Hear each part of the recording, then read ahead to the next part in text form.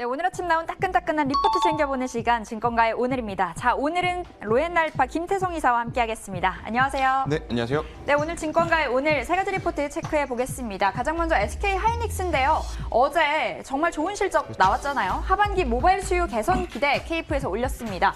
1분기 영업이익 어닝 서프라이즈를 기록을 했는데 이 서버용 메모리가 효자 노릇을 톡톡하게 했더라고요. 그치만 뭐 하반기로 갈수록 글로벌 메모리라고 해야 될까요? 네. 그 부분에 좀 안개가 자욱하게 껴있는 것 같은데 긍정적이기도 한 것 같고요. 어떻게 봐야 될까요? 네, 일단 뭐 우리나라 시장이 최근에 급속도로 좀 빠르게 올라왔던 부분이 있었죠. 아무래도 빠르게 올라왔던 부분에 가장 큰 비중을 차지했던 건 사실 반도체 IT보다는 제약바이오였다라고 좀 말씀드릴 수가 있을 것 같습니다.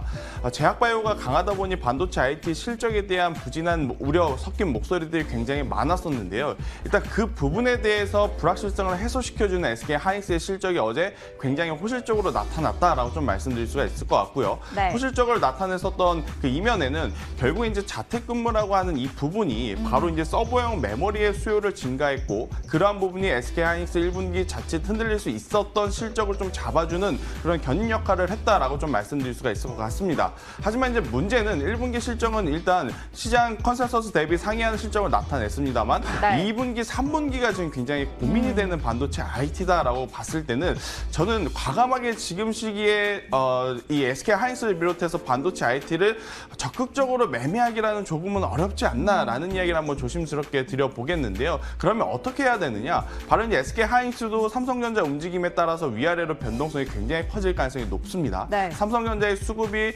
계속해서 이 기관과 외국인의 메이저 수급들이 들어온다라고 했을 때에는 SK 하이닉스를 조금 접근을 해도 괜찮겠습니다만 네. 삼성전자가 흔들릴 때는 SK 하이닉스가 배로 변동성이 나타낼 수 있으니 삼성전자의 움직임을 따라가면서 SK 하이닉스에 좀 관심을 갖는 전략이 가장 중요하지 않을까라는 이야기까지 한번 들어보도록 하겠습니다. 네, 2분기, 3분기 뭐 긴장의 끈을 놓지 말아야 할 것 같습니다. SK 하이닉스 챙겨봤고요. 자, 이어서 두 번째 리포트 현대글로비스입니다.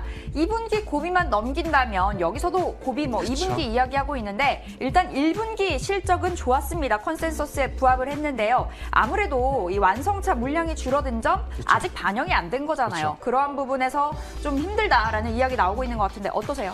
네, 일단 뭐 현대글로비스 레포트를 굉장히 긍정적으로 쓰려고 노력했다라는 좀 네. 의지가 보입니다. 아무래도 이제 목표가가 이제 16만 원으로 좀 하향 조정이 됐음에도 불구하고 2분기 고비만 넘긴다면이라는 긍정적인 코멘트를 달았는데 일단 현대글로비스 같은 경우에는 지금 두 가지 사업 부분에 있어서 좀 체크를 해봐야 될 것 같습니다. 일단 첫 번째는 해운산업 부분인데요. 네. 일단 해운산업 같은 경우에는 지난해 3분기부터였습니다. 3분기, 4분기부터 실적에 대한 부진 우려 목소리가 굉장히 컸기 때문에 그것은 시장에 충족시키는 어느 정도의 좀 기대치에 맞는 실적이 나온 상황인데 자동차, 중고품 관련 혹은 부품 관련 부분에서 시장 컨센서스 상회하는 좀 실적이 나왔습니다. 이게 네. 왜 그러냐면 현대글로비스의 가장 큰 매출을 담당하고 있는 국가가 국내 시장보다는 사실 유럽과 북미 시장인데 유럽과 북미 시장 같은 경우에는 코로나가 우리나라처럼 1월, 2월에 터진 것이 아니고 네. 3월부터 이제 급속도로 이제 퍼져나가기 시작한 거기 때문에 1분기 실적에 그것이 반영이 되지 않았다라고 좀 볼 수가 있을 것 같아요. 그래서 1분기 실적은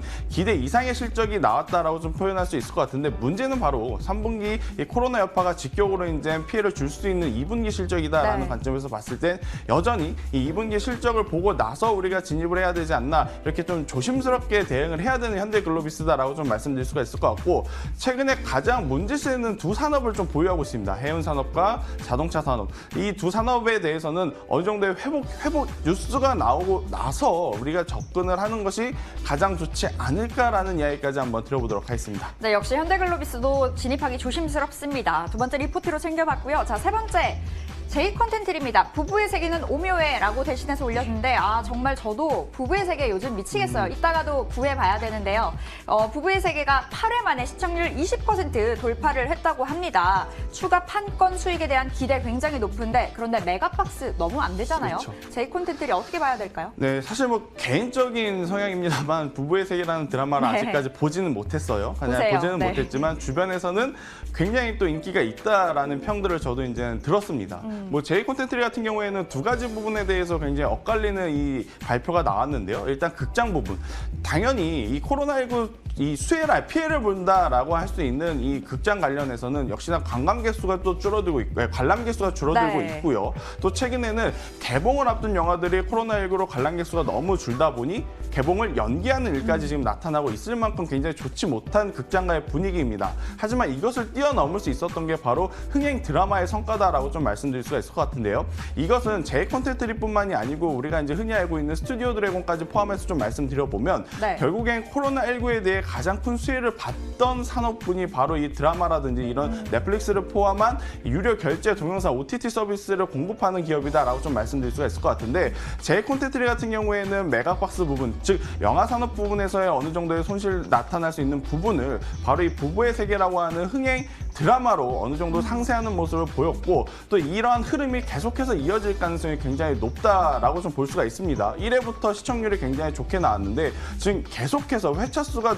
늘어나면 늘어날수록 더 좋은 평가를 받고 있다라는 관점에서 본다면 지금보다 더 시청하는 시청자 수가 늘어난다라는 관점에서 봤을 때 1분기 실적도 2분기 실적도 굉장히 기대해 볼 만하지 않을까라는 이야기까지 한번 드려보도록 하겠습니다. 네, 저희 콘텐츠들이 정말 부부의 세계가 구원투수가 되어주고 있습니다. 자, 오늘 이 세 가지 중에 원픽 뭐가 될까요? 일단은 지금 시점에서 살만한 것이다라고 한다면 역시나 뭐 제이 콘텐츠리를 콘텐츠리. 우리가 관심 있게 봐야 되지 않나라는 이야기를 드리겠지만 결국 제이 콘텐츠리도 그렇고 현대글로비스도 그렇고 우리나라 시총 상위 2위 종목인 SK 하이닉스의 움직임에 따라서 어느 정도의 변동성을 보일 가능성이 굉장히 높습니다. 그렇다라고 한다면 SK 하이닉스의 변동성을 보면서 제이 콘텐츠리를 접근하는 방법이 가장 좋지 않을까라는 이야기까지 드려보도록 하겠습니다. 네, 오늘의 세 종목 흐름 놓고 체크해보도록 하겠습니다. 지금까지 증권가의 오늘이었습니다.